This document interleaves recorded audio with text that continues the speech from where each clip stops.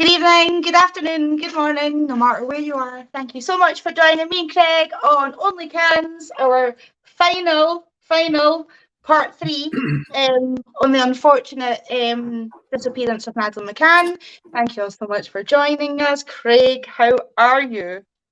Yeah, I'm okay now. That was a bit stressful. But yeah, yes. good, mate. How are you? I'm good. I'm buzzing. I got to finally meet you, didn't I? Yeah, you did. You had that honour. It was fun. It was quite mad.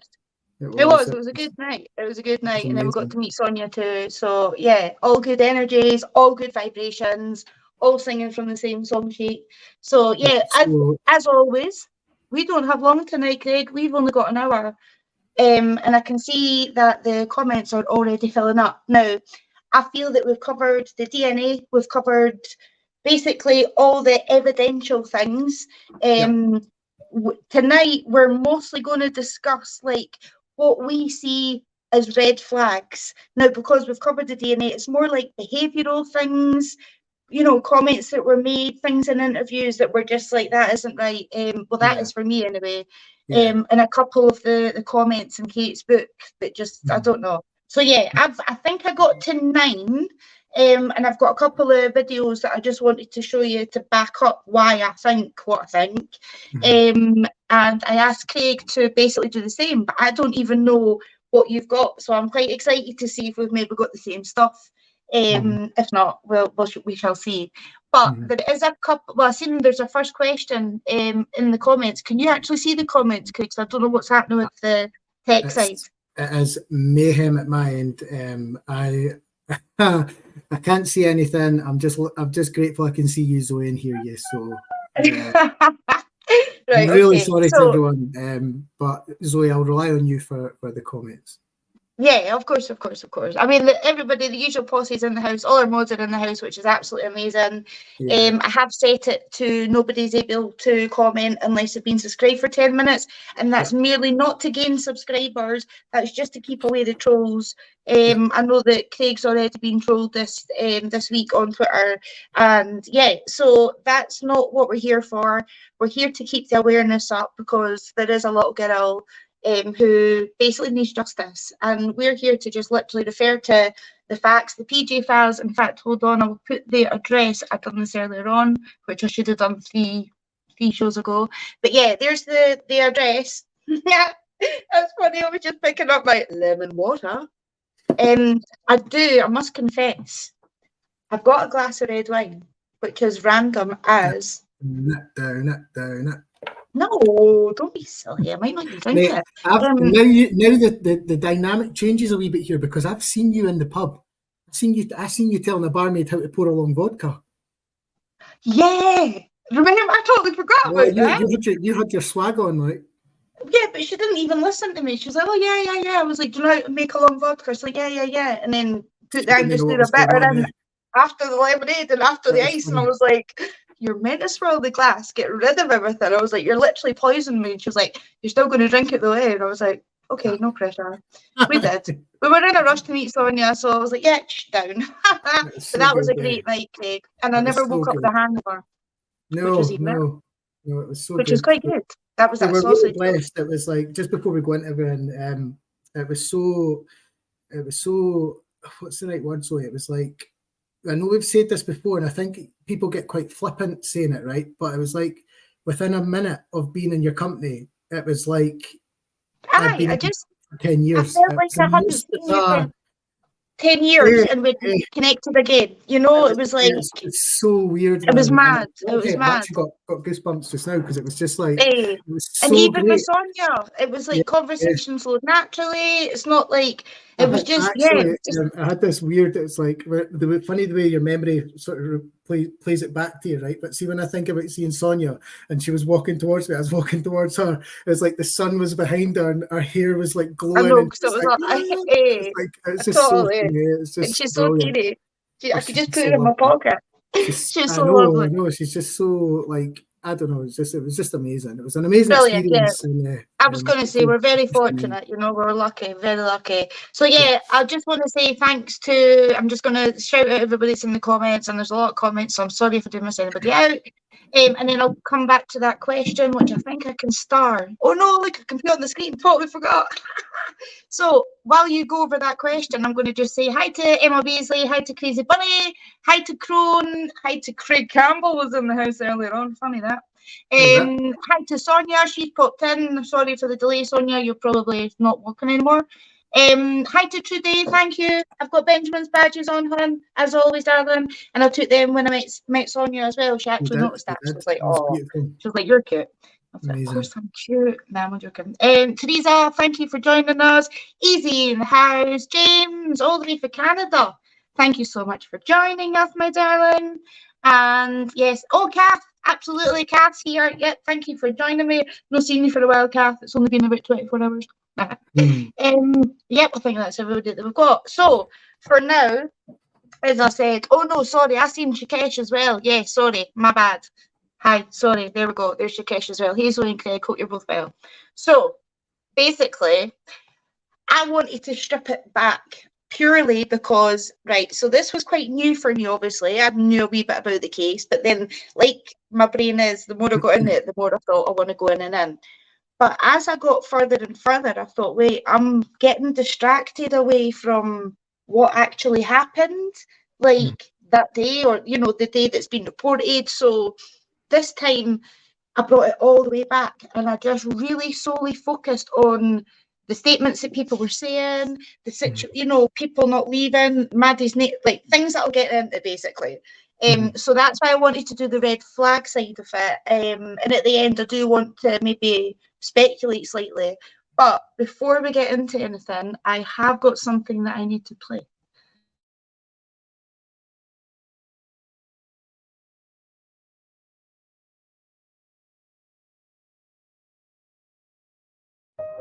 I would like to emphasise that I strongly believe in freedom of speech.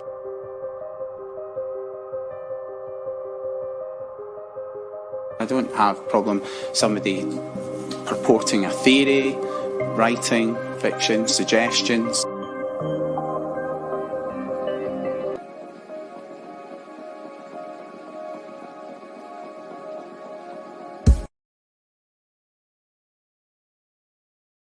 So yeah, I just like to put that in because Jerry doesn't mind if we speculate and have theories and stuff like that. So, and that's all we're doing, but we are referring to facts. Yeah. You know, and when we're saying it's our own opinion and it's our own speculation, we will be stating that, and everything's allegedly because nobody's actually went to court for anything. So I don't know if you wanted to start, Craig, because I usually do. So I'm going to slide it over to you for a wee change. Yeah, that's fine. I think it was important to bring it back to the whole thing back to May 2007. I think you were quite right in what you said there. Would you mind being able to try and pull that question back up that was there? Oh yeah, before? Apologies, sorry, my bad. I just think it's important because gosh, lots of comments. The crash record is so I do have an opinion on the crash record, but Marisa, that is interesting. I've never actually really thought about the evening crash records. I had a quick look because you sent me that earlier. I had a quick look to see if I could find anything about the evening. The only thing I could find was that it was the same staff that rotated. So 1 week you'd be doing evenings and 1 week you'd be doing nights. I didn't see that there was any actual record of who attended the evening crash or which nannies were babysitting. I'm assuming I'm going to butcher that name, Zoe. Marisa? I'd say Marisa. I would say, but apologies. So I'm going to assume that she means the week of the disappearance. I couldn't see anything, but the only thing I could see is that they rotated staff. So it was like 1 week you would do a late and 1 week you would be doing your babysitting through the day, which is... Now, did the McCanns use the evening crash? No, I thought they didn't. No, yeah, they didn't use any of that. So there was there's nothing really about that in the files. The only thing is obviously the daytime crash has all the documentation for that is in the files. And that in itself is an absolute mess.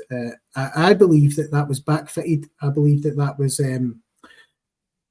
was the right word, retrospectively, like looked at after. I think that was quickly scribbled in names. And there was one point where Kate calls herself Kate McCann. Kate Healy, like, and then she changes it to McCann, and then she says in her book that she preferred to call herself Kate Healy. She was never known as Kate McCann, but she was signing the creche as Kate McCann.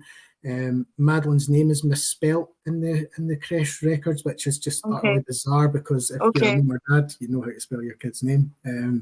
It's just the creche records are a mess. And the interesting thing about that, right, is that when they went to do the derogatory statements, right, which was, I think, around about the September time, they done their statements in the UK.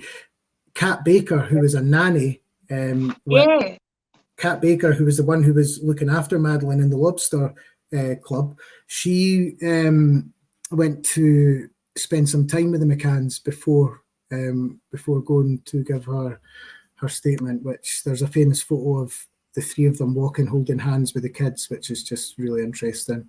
And the other thing about the creche is, of course, the morning after the abduction, when they had no idea who had taken her, why, where she was, they felt it safe enough to put the twins back into the creche in the morning, which, talk about red flags. I mean, that's one of my red flags was, I mean, I don't know, basically leaving twins alone in the apartment after your child being abducted.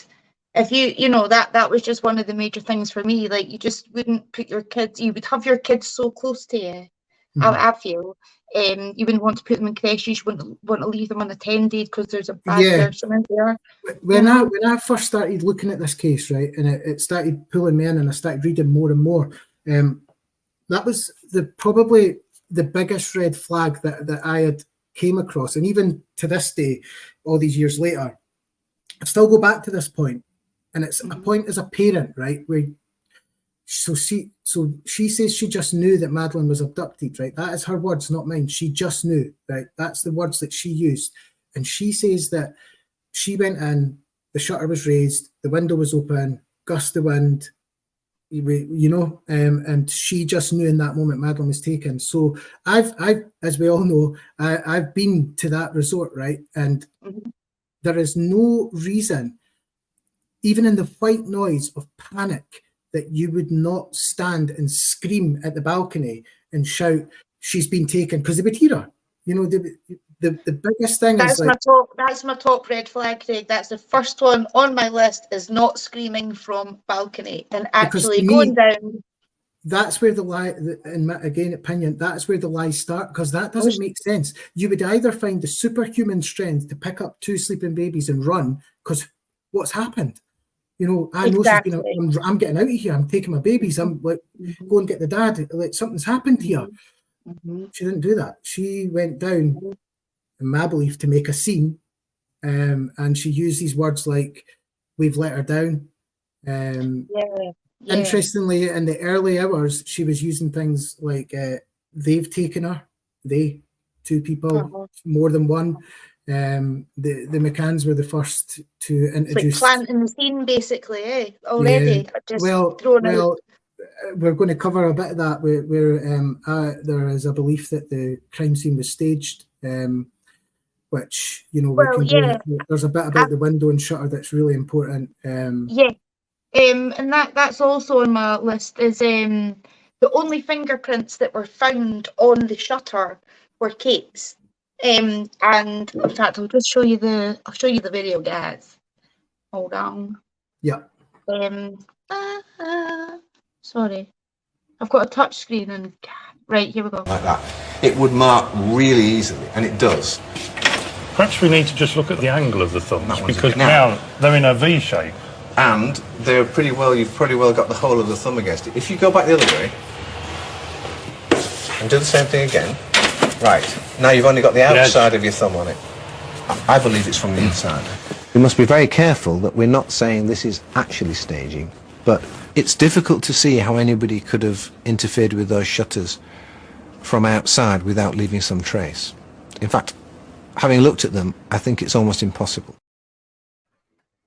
So they're saying it, and if somebody else had jimmied them, shimmied them, I can't remember the words they used to open it, like their fingerprints would be on it, or even like the gloves residue. That's a really important point, because that's something that I hear to rebuff that, is that they say, well, the person could be wearing gloves, but we can prove that with glove residue that's not the case. Yeah, exactly. Yeah. And the gust of wind, you know, it wasn't reported to be a windy night that night. It wasn't like a stormy night, or so a gust of wind just seems very. And the window itself, that was one of the moments, right, when I'll never forget this moment, right, when I was walking up towards the apartment, and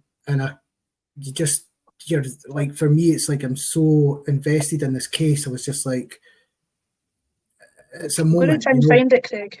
And when I was walking up towards the apartment, and I looked at the window for the first time, the first thought in my head, and I remember it as clear as day, the first thought was like, it would be insane to attempt to raise those shutters and squeeze yourself through that window, no matter what. Now, the guy that they've accused of this, I don't want to spend any time talking about that, but the guy they've accused of this is like 6'2", 14 stone. It's just ludicrous, you know. And fair enough, if somebody had gone in, they're not going to clamber back out with a child, the biggest out of the three of them. What you would have to suggest then is that he's climbed in through the window, sedated all three of the children, taken Madeline, and then knew that the door was unlocked, so went out the side door with the kid, and then ran away into the night without anybody seeing anything or hearing anything, without leaving any DNA, no blood, no nothing.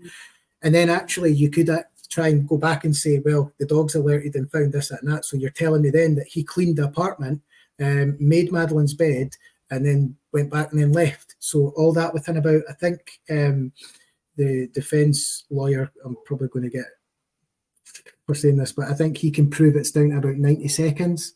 So he would have to be doing all that in 90 seconds, which is just, we all know. And what the lack of Maddie's DNA on her bed after her being there for a few days, that baffles me completely. I just don't get that. You know, children sweat. Let's strip it back to how you said you want to strip it back. Let's just strip that right back to being a mum, right? Strip that right back. You are a mum. You have seen 3-year-olds in the bed. They don't just lie still and don't move and don't leave any DNA, any trace of nothing, especially after 5-6 days. Like, it's just crazy. No, you know, I'd understand in 24 hours, you know, maybe she hadn't been in the bed long, she'd maybe, you know, jumped in beside mum and dad. But the fact that she'd supposedly been there for a few days, that didn't make sense to me, that they had to travel all the way back to England to get DNA from, I believe it was a hairbrush, back in the UK. So it's just... And the PJ asked for Madeline's toothbrush and was told all three of the kids shared the toothbrush. Yeah. Which is no. Just to me, that's walls going up. Like, that's like, you can't get a toothbrush. You can't do this. You can't look there. That we don't have that. We can't help you with that. You know. Right away, it's like, That's... And the 48 questions that Kate wouldn't answer. I do have them listed. I'm not going to go through all of them because there's obviously 48 of them. But I was quite surprised to see it was things like, what did the inside the cupboard look like, or do you work every day? Like, as in, like, back at home, do you work every day? She refused to answer that. I would be telling them everything. If they wanted to know anything about anything, like, they just seem extremely defensive being parents of a missing child. I would be telling them anything. Like, I just, it's the interesting bit about that is the fact that Jerry answered all his questions. So they what they say is that Kate was given legal advice, which is probably true. You know, but Jerry thought, no, I'm answering my questions. So he answered all his, but she didn't. And anybody can look up and see what the questions are, because there is 48 of them, and I know we've only got an hour, so I'm not going to go through all of them. But they just really shocked me. They weren't even like really personal ones. They weren't specifically ones that would help the case. I get that, but like I say, you would just want to tell them anything, everything, and it was her body language and a lot of the interviews. In fact, because I watch a lot of true crime and body language programs, I know that we give off subconscious signs if we're lying. So if you're saying something and you're shaking your head, you're saying the opposite, or you don't believe in what you say. And this is what Kate does. And this, needs us to find him. You'll keep looking forever. We will. Madeline's out there. So just at the beginning, she's like, yeah, but then when she says, will you look forever? She's like, yeah, we will. Because she knows for sure you're going to be looking forever. See, because I'm like, you love the body language side of things. I love the language, right? Search forever. What does search forever mean? Like, absolutely. I know it's a leading question, right? But I don't know. We're all built differently. I would maybe answer that more like, well, I'll search for as long as I can, but I'll have to find something. I will find something. Yep. Yeah. I always remember that because O.J. Simpson famously said that he'll look forever for who done it to his girlfriend or his wife or something. He said, and it was just something I picked up. I was like, you'll look forever. How does he know it's going to go on forever? I don't know. No, I get that. And because we've watched Peter Hyatt as well, we know that like people do say things in sentences and they don't even realise it, but they're literally what's embedded confessions, like the one that he's done on the pair of them. And that's very eye-opening. And a lot of people are like, oh, because he says that there's telltale signs of sexual abuse, just because words like doors and things are open, it doesn't necessarily mean like against the kids. It could be like between them. And that draws me to the comments that were made in her book, which was another red flag for me, was that it was very important that she got her sex life back on track with Jerry. Now, to me, that's the last of your priorities. And I'm sure your partner would understand that. Well, why would you even talk about it? I'm sorry, but why is that even a thing? Like, who cares what they're doing? Nobody cares. Like, we don't care. And she said as well, her own words, she said that the book was written for the twins. She says that this book is to give an account of events for my twins, right? As when we were standing with Sonia and we had a chat and we were talking a wee bit, and it was, the book is something that I bet you in hindsight she wishes she never done. Because the book, Goncalo Amaral says that the book will be her downfall. The book is, I mean, you should, when you read the book, look how much she actually talks about her missing baby. There's not much, there's nothing there. She doesn't talk about her. She talks about the infamous line about genitals and how she she was picturing her. Yeah, like I can't even say it, and that's not my daughter. Like it's a very, I don't know, you'd maybe have a fleeting thought of like, oh my God, she might be getting. But would you write about it? The R word. But would you write that down? And she even stated that she said to Jerry, do you think the same? And he was like, well, yeah, but I'm not thinking it. Like, nah, I'm sorry. And if that's for the twins, then that doesn't make sense either, because why would you want to state that and have them picture that about their own sister? Yeah, it's just the book's, in my opinion, it's abhorrent. It's a moment where you're just like, this is shocking. That you've got to remember that that's her baby girl. It's really easy to just sort of like forget it, and it's just a name and it's just a story, but it's not. Like, that is her baby girl, and she's talking about her like that. I find that disturbing. Absolutely. I'm reading that and I'm like, I can't believe what I'm reading here. Like, where's the bit about her personality? Like, what was she like? Like, what was she fun to be around? What did you do? What did you get up to? No, let's talk about that. Nobody cares like about what she is thinking. We all care about what Madeline is going through. So I just find that the book can be construed as being offensive to people who know more about the case. And that's the thing, Cass said, like, Kate's maybe jealous of her daughter because she wanted to be the little girl.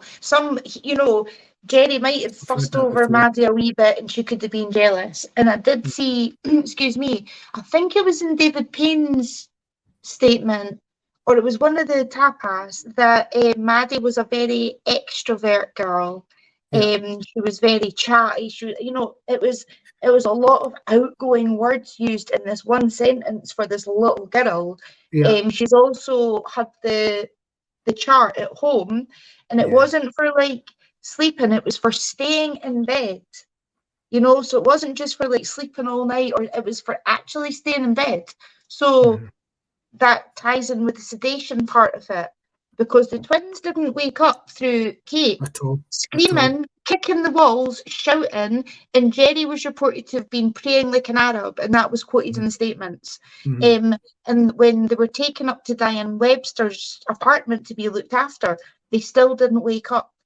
And that's with police there. And she actually says this as well. She had to check their breathing. She says that she was, now what the hell? What is that all about? That's very, Who even very says odd. that? You don't. You just don't think like that. Like your kid, your babies went missing, walked out. Who knows how she went missing? But they just knew abducted, of course. But then, would you not think, if you just knew abduction, would you not then think they've done something to the twins? But then, would you not say it to the police? Can we get these kids looked at here? Like, was it not months after that they agreed that there was a possibility that they were sedated, but it was done by the abductor? Well, I believe that they always preempt. So I believe that 3 months later, they always introduce these things. It's not us or the police. It was always them. So it was always them that were coming forward and saying, I don't really like saying these words, especially online, but sexual abuse. It was them that brought paedophiles into it. It was them that brought drugs getting used. It was them that brought in sedation. That wasn't things that was getting investigated. It was things that they were, I believe, preempting or talking about. Who knows? Because we don't actually know what happened. Maybe they were deliberately misleading what we should be looking at. I don't know. And they had a lot of people in their ears as well. It wasn't as if it was just them and their lawyers. They had like half the government and spokespersons and this person and that person. It was also very strange. Yeah, that is true. And if I can try and pull up something here, bear with me because I have been having horrendous technical difficulties. But I'd like to read this little part out from the PJ files, right? So Mrs. Fenn, the McCann's neighbour, reported that Madeline had cried for her dad between 10:30 and 11:45. The evidence shows that Kate McCann was in apartment 5A 14 minutes before Madeline started crying. Tuesday, the 1st of May 2007 is the only night, except of course for the Thursday, that either of the McCanns or any of their friends made calls after dinner. Mrs. McCann volunteered to the PJ that on the night of Wednesday, the 2nd of May, she slept in the spare bed in her children's room because her husband had not paid her enough attention, which is what Kath was saying about jealousy, over dinner. Or put another way, does she mean that the Scot was paying someone else too much attention, causing her to stomp out of the tapas bar before him, ultimately leading to the spare bed in a strop because Jerry said he thought the reason his wife had slept in the children's bedroom was because of his snoring, and he didn't even bother to ask the following morning what the problem was. So could it be that their timings are wrong by 24 hours and that Kate McCann's shenanigans took place on the night of the 1st of May, not the 2nd, and that would fit? But why be untruthful about it?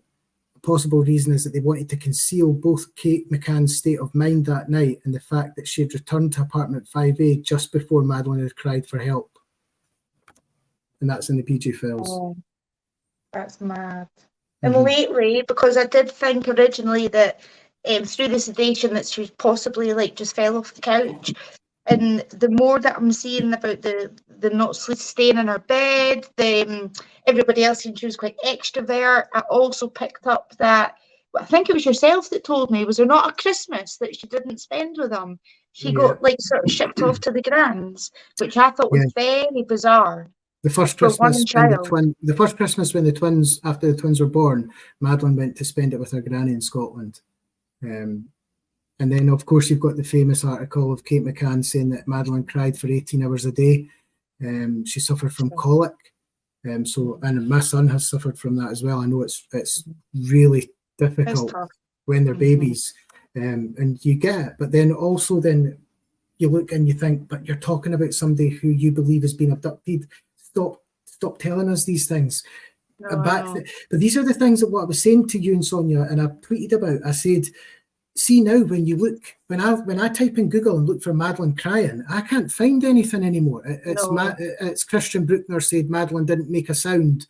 Like, this has been buried by mainstream media, which is why what we're doing is so important. And it might only, like the last one gets 700 odd views, right? It's fantastic. And in my opinion, as long as we're getting one view, at least it's one person who's like, wait, now that doesn't make sense, because as time is going on, this is just going to get forgot about, and it's just going to wind up saying in 10 years' time, they're just going to say, was it not just that German guy? That's what's going to happen, and that's how it just get forgot about. Exactly. And I would recommend everybody not to, like before for part 2, I was going down all these rabbit holes and, you know, why they cover up, and just bring it back. And really, like the statements, with David Payne going up to see Kate, nobody knows if it was to help with the kids. Jerry didn't even know if it was to help to the kids to see Kate, or if it was 30 seconds or 30 minutes. Now, that's a huge discrepancy, and why it wasn't further investigated completely baffles me. If only like a third party, like complete reinvestigation of everything could happen. His visit to that apartment is, so he's the last person outside of the parents to see, if we're believing the version of events that they're saying in their statements, he is the last person at 6 o'clock that night to see Madeline, actually full on see her alive and well. He is the last person outside, and when he talks about that, it is the most bizarre. Like, he talks about, we've covered this, but like Angel, like they're all dressed in white. Madeline is so beautiful. She's, you know, she's just this beautiful, amazing, and it's just, wow, man. Like, it was really bizarre. Famously answered the door in her towel and dripping wet, and was a good-looking woman. You wouldn't be like, you wouldn't remember. You would just be thinking, oh, she answered the door in her towel. You know, you wouldn't be like, exactly. You know, that's just what I would think, but and I think Fiona Payne is Kate's best friend, so, and they were like the closest out the bunch of them. David had actually booked a holiday, so they are they're obviously very close to the family. And I don't know, I just feel like, I've always thought, how could you get all those people to agree to cover up the disappearance? But I don't think they all totally knew. I think maybe a couple of them. Not in the early days, definitely not. Yeah, because at first I thought, how could they all be in it, and I thought, no, wait a minute. Once again, bringing it back, the only people that really thingy up on statements, like mess up, is David Payne, is Jerry, about like that time with Kate, which is maybe the last time we seen. So everybody should go and look at the statements on the McCann PJ files, because it blows your mind. Well, that's where the truth is of what happened on the 3rd of May. See, when you think about any cold case in the world, in history, the truth is always there. It's always in the original investigation. It's the truth of what happened to Madeline sits in the PJ files. They have remained to this day silent. They're not saying anything. They made the German guy, Arguido, I believe, more out of courtesy for the German investigation than actually doing anything. So it is important, because, again, going back to when we were with Sonia, we were talking about it briefly, Sonia made that point, and I thought that is so true. You know, like, it just gets lost in itself, and it's like, you just have to think about that period of time, right? Those 4 or 5 days, that is what happened to that wee girl, where she went after Smithman carried her down towards the beach area. That's where it runs dry. That's where it stops. And that's where we then are left with the whole noise of the case is about after that. Do you see what I mean? It's not about right there. There's no microscope on the May the 3rd, 10 o'clock prior. It's all what they do is make the noise about afterwards. So it has to be abduction. It has to be, you know, the it's like they're like everything out with, basically from the event, like, look over there, look over there, look over there. Yeah. And anytime you try and come into there, you try and enter into May 3, 2007, there's no forensics of Madeline. The apartment looked like it had been cleaned. Again, if you go through the crime scene photos that the PJ took, which brings us on to the blue bag. But there's not actually really any photos of toys in the apartment. I think I've seen a colouring in book and a sandcastle thing, and I just thought, hey, man, I've got 2 kids. They've got 3. My kids would be mayhem. You know, oh, absolutely. Exactly, having that many kids as well. Now, this is a really bad quality picture because I couldn't even get it bigger because I was in a rush. Anyway, basically, if you want to explain this as well, I stole this from Jane Marshall on Twitter. And she posted this in 2021. So basically, there was photos taken straight away, basically, when it was reported. Is that right? And there was the blue bag in the cupboard. Yeah. And then have they gone back forensically or what have you and redone it? And there's no blue bag. But if you remember from part 2, that is one of the places that the dogs let onto was the cupboard. And it was actually that shelf. Yeah, exactly. So, in that corner, so that's massive. That is just because also there's the David Payne statement where he mentions a bag. Well, hold on, yes. Hold on. Yeah, this is it, I think. What about a kit bag? Would they have had a kit bag with them? That's the police asking him. He certainly didn't have a great big tennis bag. Or I mean, he used to be a semi-professional squash player, and they certainly didn't have anything that I would call a kit bag from days when I played. Yeah. A lot of sport, if they had a rucksack with some water in that would be, about as big as it got, a small rucksack. But it certainly wasn't a big tennis, things that you could put a tennis racket in. Bear with me. There was nothing of that size that you could hide a tennis racket in or anything like that.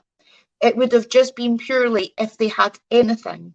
Now, what a stumbling, strange statement when asked about if somebody had a bag or not. He's literally saying they didn't have a bag that could conceal a child. I really wish we could, go jump into that police interview and I'd say to him, well, you really wish you could hide and then he pauses and he says, a tennis racket, right? So I'd go in straight away as a police officer and go, hide a tennis racket? What? Go and talk to me about that. What do you mean? Why are you hiding a tennis racket? Tell me why you're hiding that. It's more the point is saying hide a pauses tennis racket. Hide a what? Hide. Back to saying hide. You just say carry or, yep. And these were just other people being questioned about kit bags and gym bags, and they're all very cagey about who had their own kit with them, who'd flown in with their kit, and they're all very. It's like they're trying to cover for the blue bag. So I've done a little bit of digging. And hold on. One of 52 British sex offenders whose names were passed on by UK police. All have links with the Algarve. And detectives have been searching for a blue tennis bag that went missing from the McCann's holiday apartment. The bag belonged to Jerry McCann. He'd been playing tennis in the hours before his daughter vanished. It's a bag of a size that could be taken away from the flat. A child that would be of great interest to the investigating officer. So, it's never ever found that. I know, but why is it not a bigger thing? It's a huge thing. The cadaver dog let on to where that bag was in a picture, and then the next time it's not in the picture, and that just really peed me off. Honestly, this case was driving me insane. It gets like that. It does get you like that. That's why I was saying to you that when I originally, I can't remember if it was you was telling this, but when I was originally starting to go through this case and I started delving into it, I started having mental health problems. I was like, this case is so big that you're like, and like you say, you start looking at one thing, there's a lie here, you start looking there, there's a lie there, you start thinking, and that's where you actually get swamped and get taken away the wrong way, and then you don't talk about what actually happened to Madeline. You're now talking about how did her parents get all this help. And on that note, right, this is something I really want you to go through, because I don't think a lot of people realize this, right? And from between the 4th of May and the 11th of May 2007, I am not going to read out every single name on this list. I will try and show you, right? There's all the names. Wow. Right? These are all people who rushed out to Praia da Luz, and between the 4th of May and the 11th of May. I'm just going to skim through a few government and embassy officials: Robert Henderson, John Buck, who was a British ambassador to Portugal, Liz Dow, Andy Bowes, British embassy press officer, Cherie Dodd, famously, British police officers. There was government security and secret service personnel, staff from MI5 turned out, staff from child exploitation, online protection service, COP came out, staff from special branch, criminal profilers, government-funded private security firms, Kenneth Farrow, Michael Keenan, staff from government-supported private crisis psychological group, public relation consults, I'm not going to go through all of them, interpreters, religious organisations, Reverend Hayes, Susan Hubbard, others as Hugh, who Kate referred to, from Control Risk Group, other appointments, Clarence Mitchell, Head of Government's Media Monitoring Unit. These are all within 5 days. And there's more. The list goes on and on and on. What did Ben Needham get? Oh, don't. Do you know, that's honestly, get? I actually, like, I was going to do this little angle and I actually recorded James Builder's mum when she's doing her press conference, because I wanted to show a proper grieving mother, well, you know, a mother of a child that's missing. And then I got onto Ben Needham today and it was his mum, and I thought, where was all the stuff for her, you know?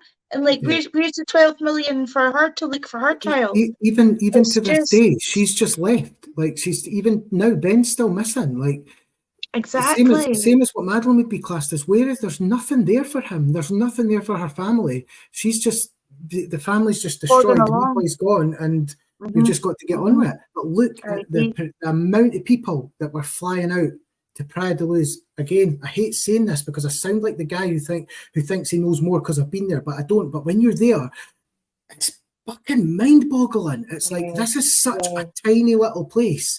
This doesn't make sense. It's just, I don't get that crazy, either. Mate. I really don't get that. And if anybody wants to see the videos of when Craig was in Praia da Luz, and it was part 2, wasn't it? When I think we went over there. Did you get the video I sent you? I can't find it. I can't find it. No, I'm really sorry. That was unbelievable. That when I walked down where Smithman walked, and I went down to the steps that lead down to the beach and these other houses, I thought I'd done it in like 2 minutes 40. Oh God, I've got that. Aye, and it's just Smithman. Put that up. He just has so much time. He has so much time to take her away. And of course, again, what I sent you about the Finding Madeline website, they still have Jane Tanner's one on the front page. They don't have, it should be Smithman there now. Yes, I wanted to show that actually. I've got that here. Because that's like one of the most recent screenshots of the website, isn't it? And it shows that they're still it was today or yesterday. Was it? There you go. Yeah. So, my fingers are not working. Why is he still there? Why is that there? Like, that should be gone. Yeah, like, please look, right, that I'm getting passionate again here. I'm sorry, Zoe, but please look, why have you got a picture of Madeline like that there? Madeline would now be like 20-odd-year-old. I know. What is that? She's frozen in time. She's absolutely you're right. A frozen 3-year-old in time, and it's just a And at farce. the bottom it says, "Why do we continue?" There is absolutely nothing to suggest that Madeline has been harmed. Well, we know that there's 16 out. Let's walk through those slowly, right? Sorry. There is absolutely nothing to suggest that Madeline has been harmed, right? But that's in direct conflict with at least 2 police forces now, the PJ and the Germans. So why are they saying there is absolutely nothing to suggest he's been harmed? Why is that there today? That should be taken off. Madeline is still missing and someone needs to be looking for her. Well, what are you doing? Because it looks like you've got a picture of a 4-year-old on your website with a guy who was taking a kid away who's already been ruled out. So you're making a point there saying she's still missing. Someone needs to, so update your website. You're wrong. She's young and vulnerable and needs help. Well, how do they know she's young and vulnerable? Well, she's not young anymore. She's 20-odd-year-old. How they don't know anything about what happened. So vulnerable in what way? What do they mean? Elaborate. We love her dearly and miss her beyond words. That doesn't make sense. Right? But why do we continue? Well, we miss our beyond words. That's not why you continue. I would expect to see things like we know that there's been stuff said about police forces, but we are going to keep going for Madeleine, and we're going to try and do something. This is what we're doing to try and find her. We've got all this money in the fund still. We're going to use that for XYZ. It beggars belief. I've got that clip that we were sent as well, and we've been permissioned to use about the Met Police, basically what their view is on it compared to. So will I play that just now? Yeah, go for it. Yeah. 2 seconds. Your caller was getting at.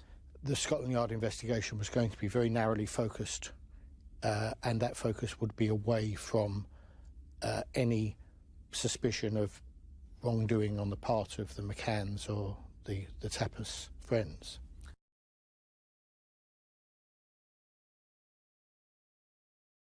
The parents' involvement, that was dealt with at the time by the original investigation by the Portuguese. So all the material, we're happy that's completely dealt with. Why would it have been important for you to have included formally interviewing the McCanns and their friends? If you are conducting a reinvestigation, start at the very beginning, look at all the accounts, all the evidence, all the initial statements, and go through them and make sure they stack up and they compare. However she left that apartment, she's been abducted. Do you accept that she was abducted? We don't know what happened, and we have to be prepared to deal with different scenarios.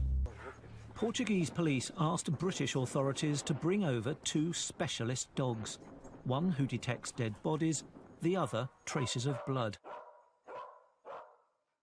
The dogs reacted in the McCann's apartment and in the family's rental car, which wasn't hired until 3 weeks after Madeleine disappeared.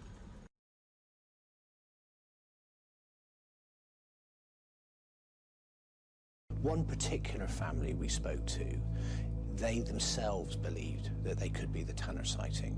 We're almost certain now that this sighting is not the abductor. We saw DCI Redwood there say, I'm almost certain that this man from the creche is the man in the sighting. I'm not convinced. If you look at the crime scene photos here, which were taken shortly after on the night, and you'll see the window. The window is important as well, because Kate McCann said that when she went in, she found the window, which had been shut, was open, and that the shutter had been raised. We need to start this again from the beginning and look at absolutely everything. We're not any closer now to knowing what happened to Madeleine on that night, and I think we could have been. I think, yep, like that says a lot, doesn't it? Yeah. We've got 2 complete different sides, eh? Yeah. See, it was really... Can you explain about Colin Sutton? Sorry, but I just wondered, like, how was he not, like, involved in it? Why was he not leading the investigation? Was he? So like, he got the word that he was going to going to be asked to lead that investigation. So he got word that was coming his way. Then I believe he took a phone call from somebody. I don't believe he's ever named who it was, but he took a phone call to say, you're not going to want to take this. You're only allowed to look one way at this. It's got to be about abduction. You're not going to be allowed to go looking anywhere else. So he didn't take it. So those higher powers. Yeah, there without a doubt is, because what doesn't make sense to me, right, which is what I think it was Andy Redwood that says there. He says they were where they said they were at the time, but that's not how police works. You don't just believe that's where people were. You've got to work out where they were. Why? Like, that's totally discounting the Smithman sighting. What's really interesting about Operation Grange is the McCanns. Now, I've done a wee bit of research on this through the week, that the McCanns had, when they got made Arguido, they carried out a private investigation, Operation, I forget what it was called, but they carried out a private investigation, right, which while the PJ were carrying out their investigation, a live investigation was actually illegal. That is illegal in Portugal. You're not allowed to do that. They done it anyway. They done it quietly, right? So the PJ are carrying out their investigation. McCanns are doing their one, building evidence to try and say she was abducted, right? Then what happened was at the end of that investigation, that book, that folder like that got passed to Operation Grange, right? Which contained the EFITs of Smithman in there.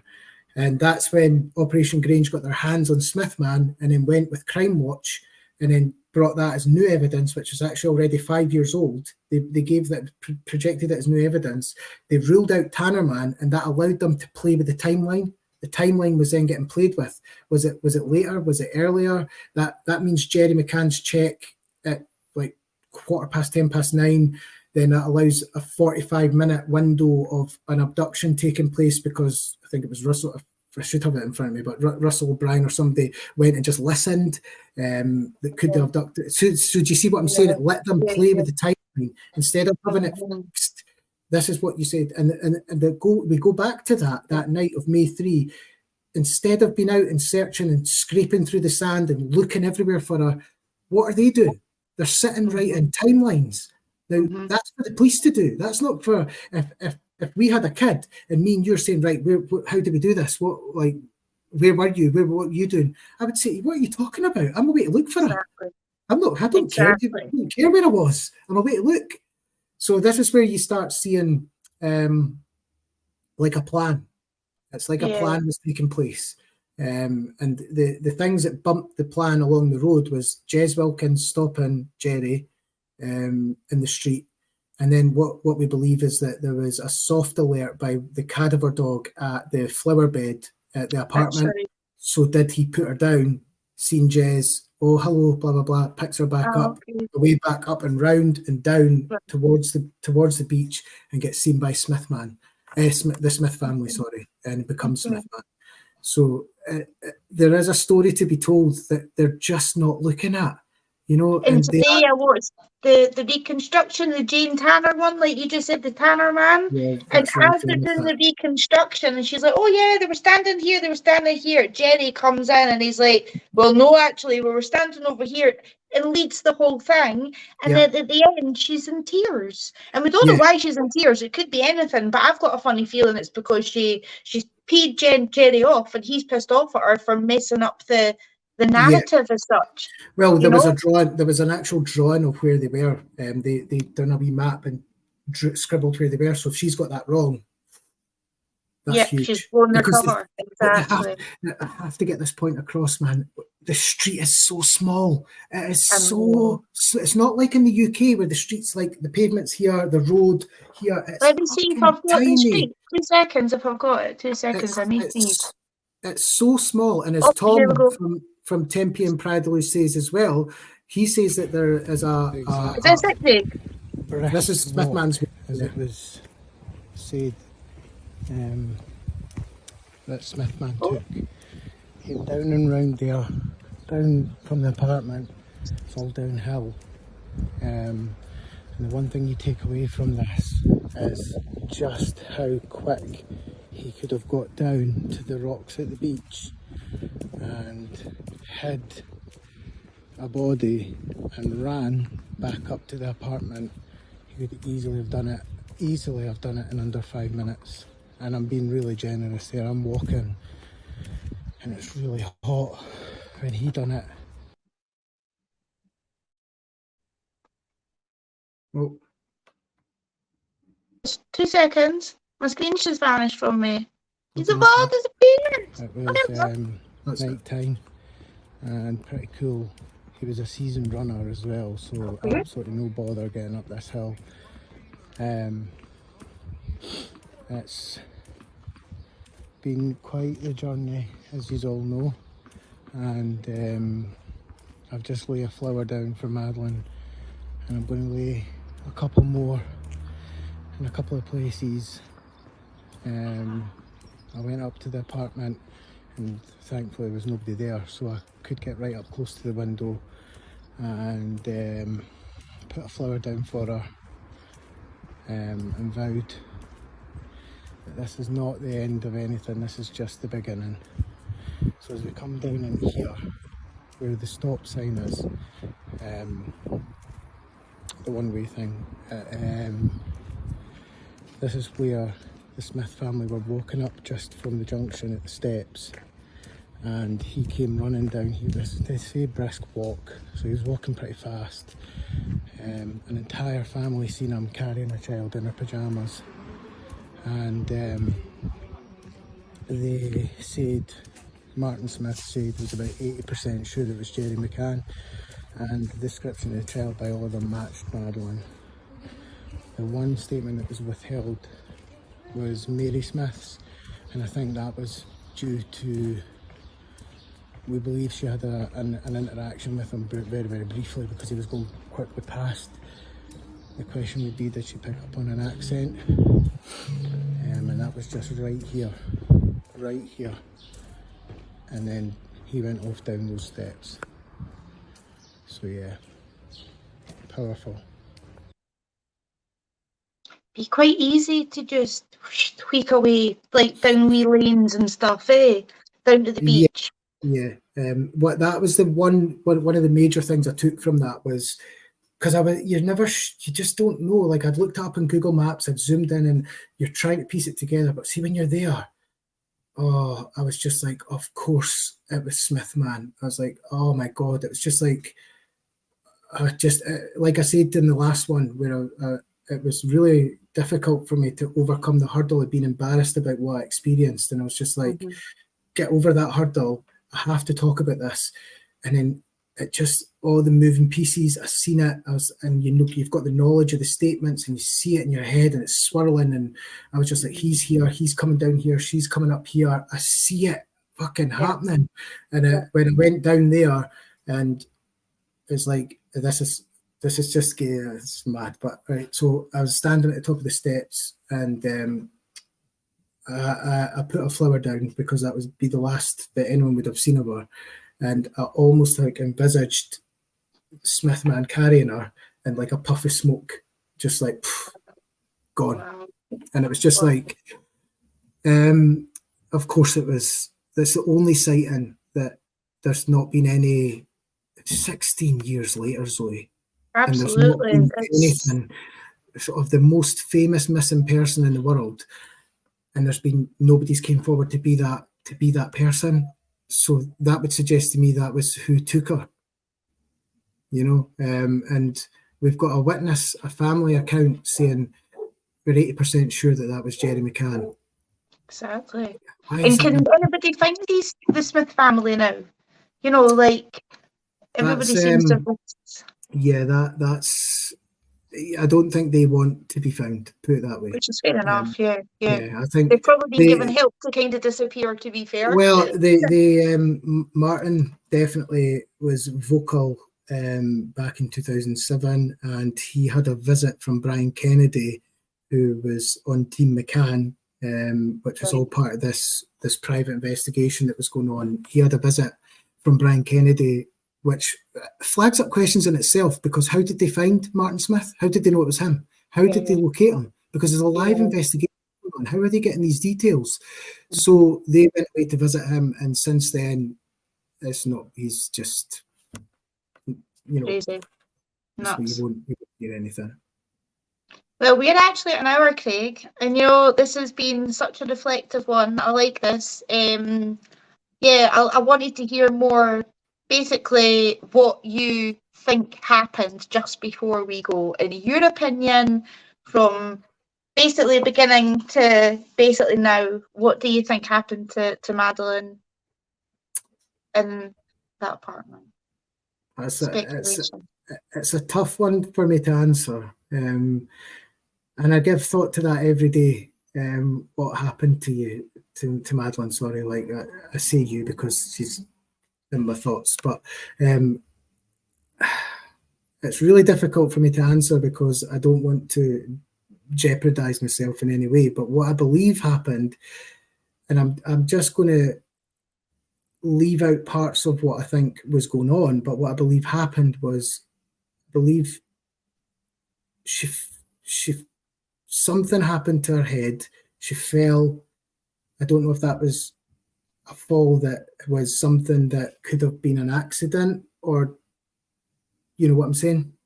Yeah, of course. She banged her head behind the sofa. She bled, and she was then, an operation went into place to ensure that Madeline's body would not be taken by any sort of law enforcement, because it couldn't. So I believe she was then removed. A tidy up has taken place of the apartment. I believe that the apartment was forensically cleaned. Kate McCann had a friend at the FSS, Paxman, Flaxman, one of them. I don't know if they've been in touch. In fact, they were in touch. There was a phone call, but I don't know what that conversation was, obviously. But this is all part of my own internal investigation, that I think she's got advice. There's an operation came in. There's apartment's been forensically cleaned. Madeline's been put into the bag in the cupboard. That I believe that's why Kate slept away from Jerry. She couldn't sleep in with Madeline because Madeline had passed away.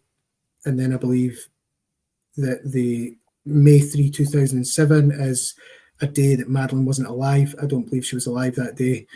I believe that was a day of action. That was the day where they decided there was going to be they were going to do this. And I think that from 10 o'clock at night, when Smithman had taken her away to the beach, I am working on something where I wonder where she went, and I'm just going to say it for the first time.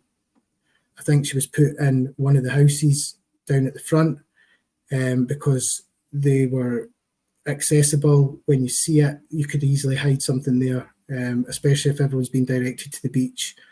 And from there, I think she was then moved up to there's a rocky mountain bit. I think she was taken up there.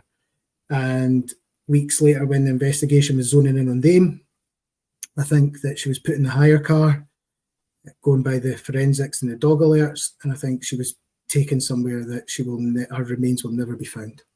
Mm-hmm. That's what I think. Mm-hmm. No, totally. I mean, that's basically what everything's pointing towards, like the PG files and stuff. But will we ever know? That's what I mean. We will keep things updated if anything comes in, that is like, come on, another person pretending that they are Madeline or something. We will mention it on OnlyCans. Remember that was mad. Oh man, that's when I was like, no, we need not. Like, I need to get involved in this. Like, just not. Come on. And there will be other things. There will be other distractions. There will be lots and lots of other things. So I think that we should cover things like that as and when they come up. We need to get back. Now what we're going to do? Now what we're going to do is we're going to breathe. You're going to do breathing techniques with me, and we're going to get back to having a laugh. We're going to have Trudy on. Trudy's coming on at the end of September. Yes. And we're going to get Shin on as well with her guitar and her musical. Everything. She's going to play the OnlyCans theme.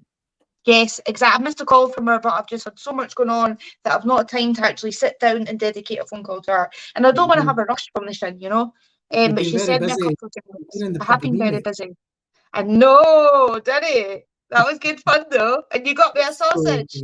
£8 for a sausage. I'm still like, wow.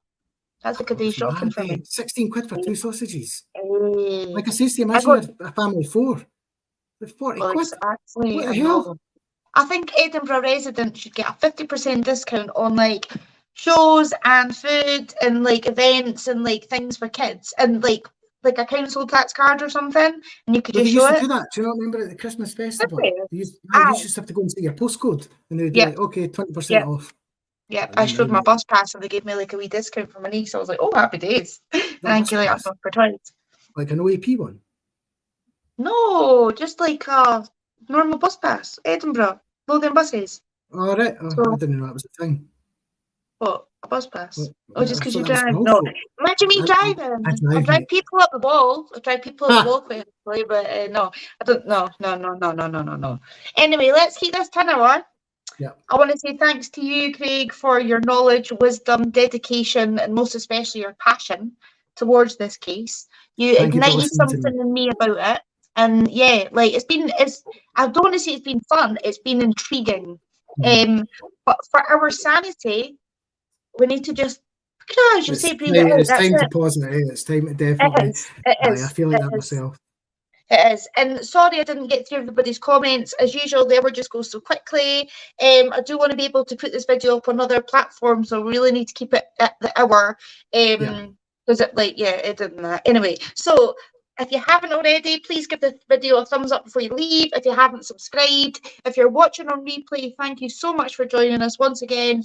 Just give the video a wee thumbs up, drop a wee comment. It really helps the algorithm. And if you want to support the channel any further, you can buy me a wee coffee at the address down there, and it's in the description box. But we all hate grifters, so I'm going to end on that. So love and light to all of you, and yes, back to voice notes, Craig. I will. I'll speak to you in about a minute.